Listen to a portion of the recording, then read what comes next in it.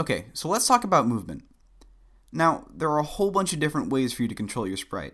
Way too many for us to cover actually, but for the sake of this video, let's pretend you want to go the classic route and just use the arrow keys. Up makes you move up, down makes you move down, left goes left, right goes right, you get the idea. There are two ways we can do this. The first is pretty straightforward. Just take the when key pressed event hat block and set the key to up arrow. Then take the point in direction motion block, set it to up as well, and stick it under the event block. Then take a move 10 steps and place it under the point in direction.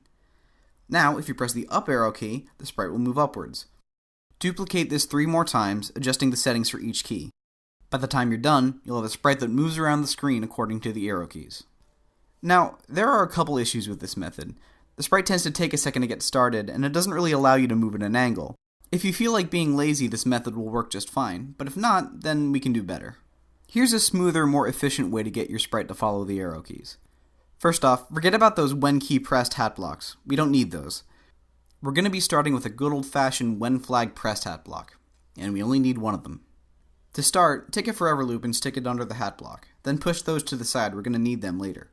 Take an if-then block and put a when key pressed sensing block inside its little diamond space. Then, fill the if-then block with the same thing we put under the key press hat block in the first method.